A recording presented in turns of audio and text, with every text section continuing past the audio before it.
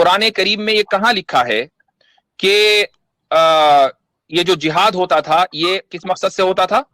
یہ ہوتا تھا، میرا سوال یہ تھا کہ ہاں آپ نے کئی ویڈیوز میں بولا ہے کہ اسلام میں اوفینسو جنگیں بھی ہوئی ہیں، ڈیفینسو جنگیں بھی ہوئی ہیں، ہاں ہاں تو آخر یہ جو اوفینسو جنگیں جو ہوئی ہیں یہ ہوئی کیوں ہیں؟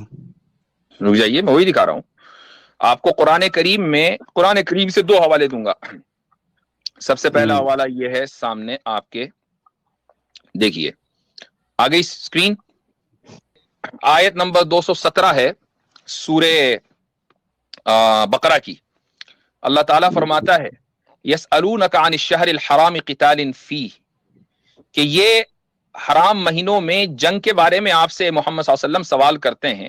قل قتال فیہ کبیر، آپ کہہ دیجئے کہ ان حرام مہینوں میں جنگ کرنا ایک بڑی بات ہے، یعنی کوئی چھوٹا موٹا گناہ نہیں، بڑا گناہ ہے۔ لیکن وصد عن سبیل اللہ وکفر بہ والمسجد الحرام واخراج اہلہ منہ اکبر عند اللہ، لیکن اللہ کے راستے سے روکنا۔ اور اس آیت کا جو بیک گراؤنڈ ہے وہ یہی ہے کہ ایک جنگ بدر سے پہلے ایک سریہ ہوا تھا جس میں رسول اکرم صلی اللہ علیہ وسلم نے شرکت نہیں کی تھی، اور اس میں ایک کافر تھا جس کا نام زمری تھا، اس کو مار دیا گیا تھا۔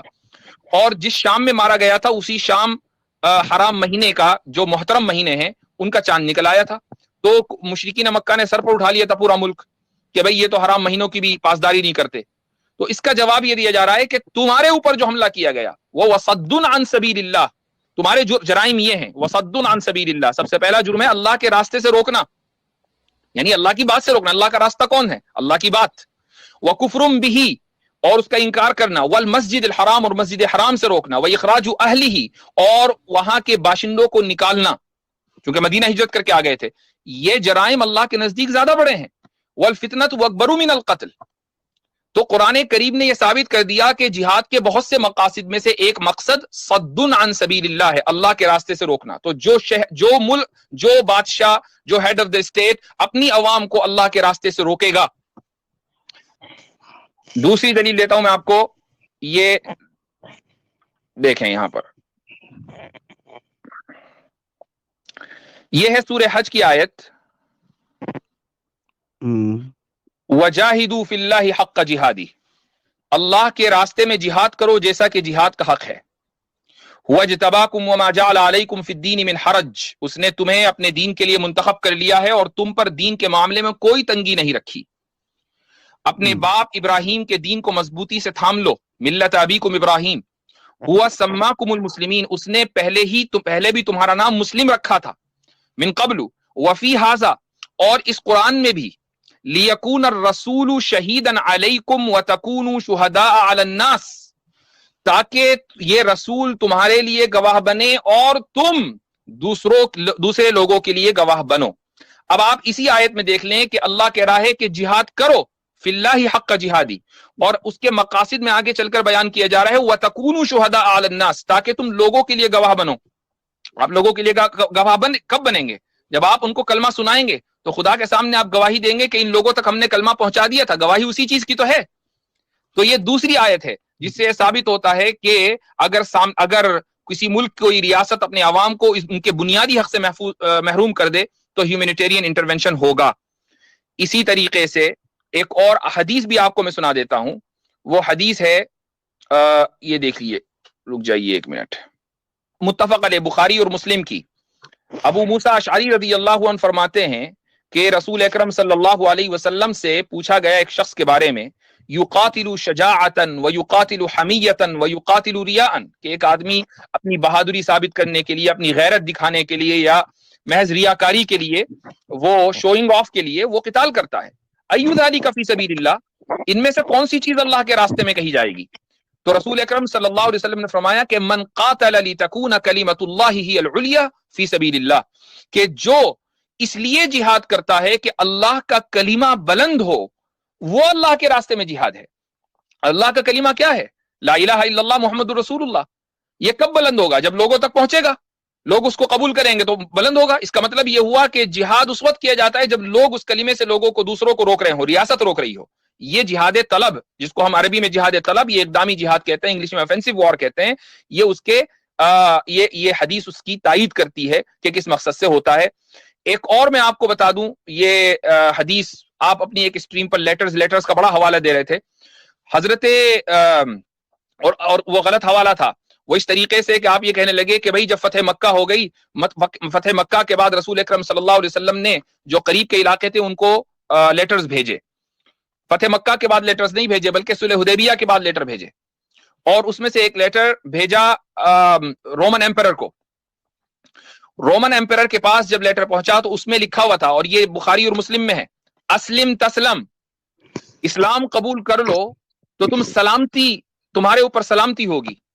فَإِنَّكَ إِنْ أَبَيْتَ فَإِنَّ عَلَيْكَ اسْمَ الْيَرِيسِيِّينَ, اگر تم نے انکار کیا تو جتنے تمہارے یہاں فارمرز ہیں, چونکہ اس زمانے میں فارمنگ جو ہے وہ بنیادی پیشہ تھا اس علاقے کا, تو جتنے بھی تمہاری عوام ہیں فارمرز, ان سب کا گناہ تمہارے اوپر ہوگا.